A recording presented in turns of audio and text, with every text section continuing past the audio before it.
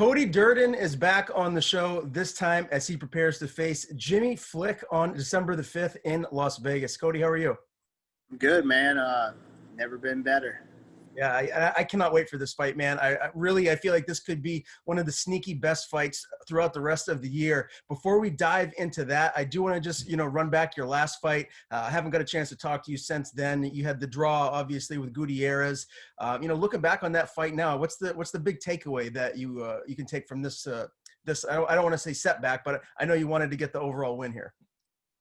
Man, you got to stay prepared at all times and really live it. That was my second fight in 2 weeks. And after my first fight, I celebrated a good bit. And then I got the call and I took the fight on 6-day notice. So it was like, damn, it was the best experience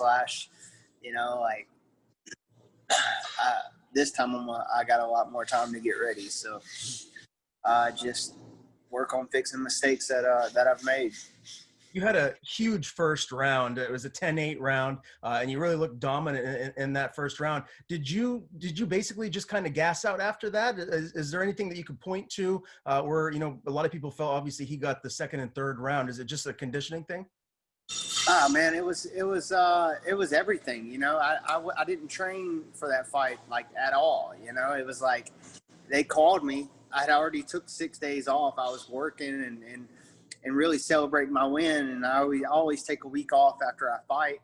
And then they called me and it was like, man, I got to lose 15 pounds in freaking 6 days. And so it was just like, I had to get my eye test done. I had to get, enrolled in USADA. I had a lot of things to do. And it was a bit overwhelming, but, I was just happy and grateful that I was put in that situation. And it is what it is when I went into that fight. You know what I mean? Like, I was a huge underdog and I didn't have anything to lose. It was a win-win situation for me. So I just got in there and gave it my all. And things didn't go my way, but, they could have been worse. So I'm grateful for that.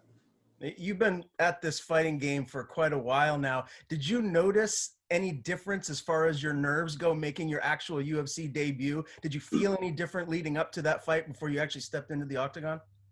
I did not, man. There was nothing different. I knew what I had to do, and it was just another fight to me. And, he was a lot stronger, a lot more skills. It was everything I expected. You know what I mean? Like I knew he was a solid opponent, and I gave it my all. Is that a fight that you'd like to run back so there's a clear-cut winner at some point down the line? Oh man, if the UFC wants me to run it back, I'm here to fight. So, I fought 6 times last year in 2019. This will be my 4th fight this year in the pandemic. During the pandemic, and I would have fought Jimmy Flick back in September after his Contender Series if my injury was healed, but I took a lot of damage on my leg and I had to let it heal up, and yeah, man, now we're here December 5th. Are you feeling, 100% healthy right now? I know with camp and everything, you're never going to feel really 100% healthy, but are you feeling as good as you normally would like to leading into a fight? Yeah, man, I feel great. The training I'm getting down here is it's top of the line. Like I'm actually learning stuff, and I'm going against guys that are significantly better than me. And we're putting in the work, and I'm learning what I'm doing wrong and what I'm doing right. And December 5th, we're going to put it all on the line. You're at the gym right now, obviously taking a little lunch break. What has this camp looked like for you? Like, who have been some of the main guys you're typically sparring with and getting the work in with? My buddy Juan Porta, he's a Titan champion. He's got like 4 different belts at 125. I've been doing some work with Horiguchi, Kyoji Horiguchi. Some of my teammates back at home, Anthony Rivera, Brantley Furr, and the Lima brothers. Hired a boxing coach. I've been doing a lot of boxing. And one of my wrestling coaches, man, we just been finishing the takedowns. You know, I got in a lot on Chris, and you know, his strength and his stamina, like his overall strength was a real big factor in why I couldn't finish the takedowns. But that's no excuse. You know, there's always a technique to get around that, and I just been trying to, you know, really finish the takedowns. Have you got a chance to talk with Douglas since he fought Musasi, and if so, how is he processing that loss? Oh man, he just said, you know, he didn't, he gave him too much respect and he wasn't pulling the trigger. And, you know, once he realized that he could stop the takedowns and let his hands go, it was too late by then. So, but you know, he's in good spirits, and you know that dude's a monster, man. He'll be back. He went up a weight class and fought, so it's all good, man. He's still a champion, and the rightful champion at 170. Yeah, no doubt about it. I can't wait to see him back in the cage. And I'm sure probably an angry, even more motivated Douglas Lima is a scary proposition for whoever is next for him. Speaking of champions, I do want to get your picks. There's a couple of title fights coming up. We got the flyweight and the bantamweight titles coming up here in the near future. Obviously, Figueiredo and Alex Perez at 125, and then Petr Yan and Aljamain at 135. Who are you picking, and why? Well, if Perez can get that low calf kick going early and really implement his will, I believe, you know, he can win. But if not, Figueiredo is going to be the clear cut winner because that dude is a monster. To see what he did to Benavidez twice was just like wow, you know. And I think Sterling, he has what it takes to win if he can get the fight on the ground and implement his will. But he's also really, really big 35er. You know, I got the opportunity to talk with him at the PI Institute, and man, he's just a big dude, big 135er.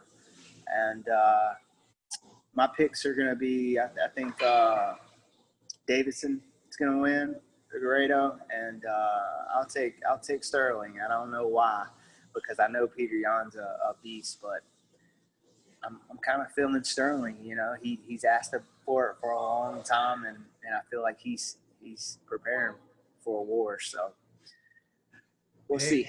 I like those picks, man. Either way, there's going to be a couple of barn burner of fights there. As will you and Mr. Flick when you guys step into the cage. Let's talk about this, man, because as I said earlier, I'm so excited for this fight. Both of you guys have a lot of steam behind you.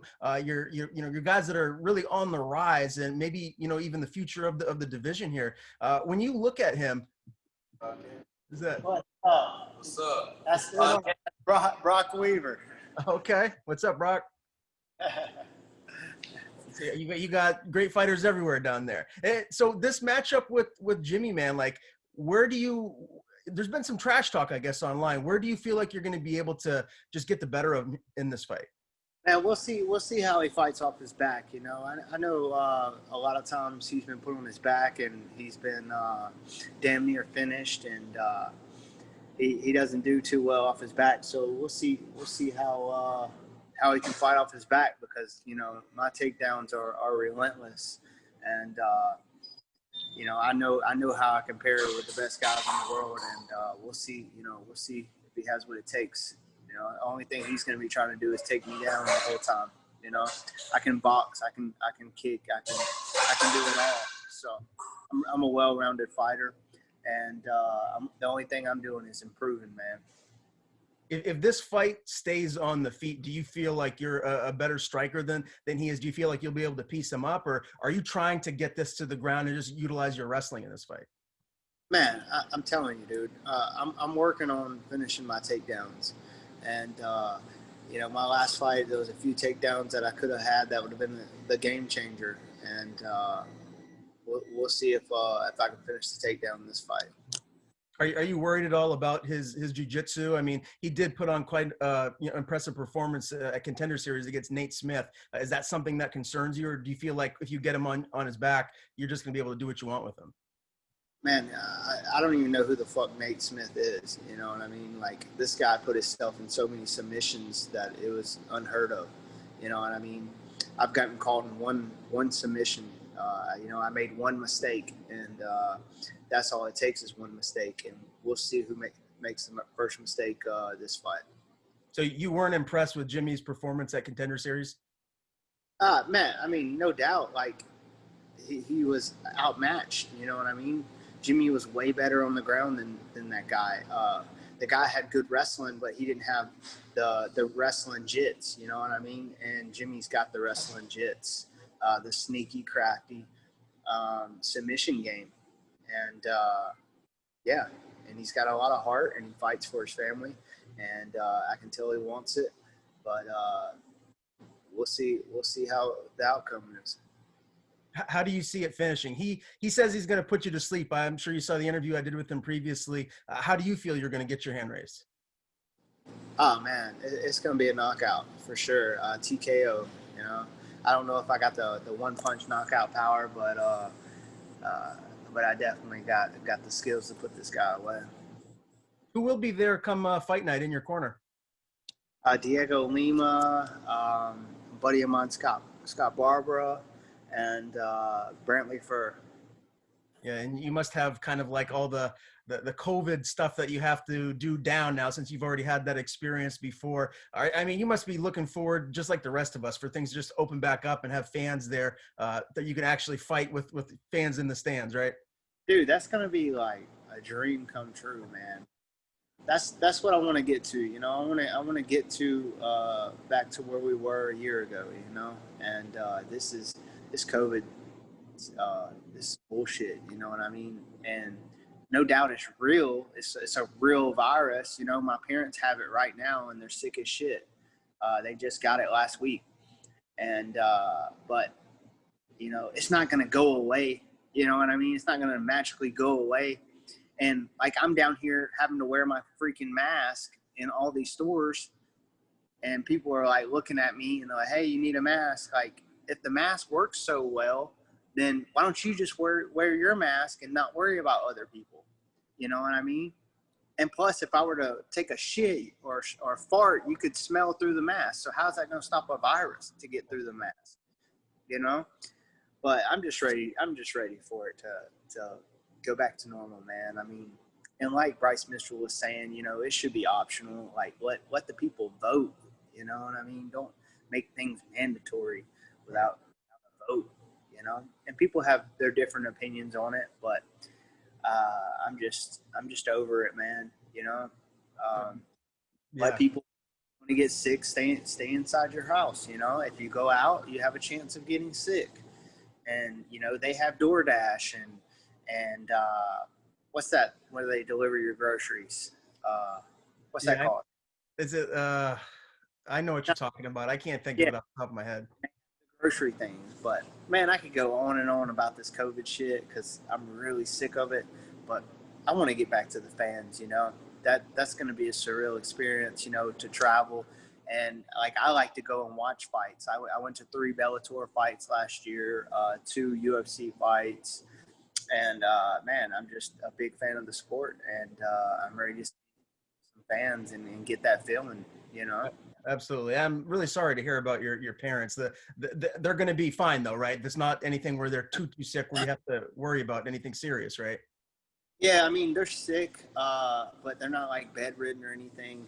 But they're no doubt like in pain and running 103. My mom was running 103 fever, and my dad just tested positive for it yesterday. But I haven't seen them in probably 2 weeks, 3 weeks, so I'm sure I'm fine, and I haven't had any symptoms. But the COVID is definitely real. So you just got to take the precautions, but at the end of the day, you know, it's up to you. If you want to stay inside, stay inside. If not, then, you know, do your thing. Well, again, prayers to your parents. Hopefully that's all going to be fine there. I know you're not looking past Jimmy Flick at all, but if you do go out there and you beat him, like you say you're going to do, what are you hoping is next? Or do you feel like, you know, a win over him and then taking Gutierrez like you did to a draw? Do you feel like a top 15 guy is around the corner for you? Uh, I haven't even thought about what's next. Really, I have some ideas, but I'm just one step at a time right now. I have a big task ahead of me, and I don't want to overlook Jimmy Flick. I mean, he's got 13 submissions, so he's nothing to play with. But yeah, we'll see, man. We'll see how it goes. Very good. Well, as always, Cody, I appreciate the time. And if anyone you want to thank or any sponsors that you may have. I want to thank Barber Orthopedics. They're orthopedic surgeon, uh, doctor's office in Atlanta, Georgia, and they have like 6, 7 different offices, and they take really good care of me. So yeah, that's about it.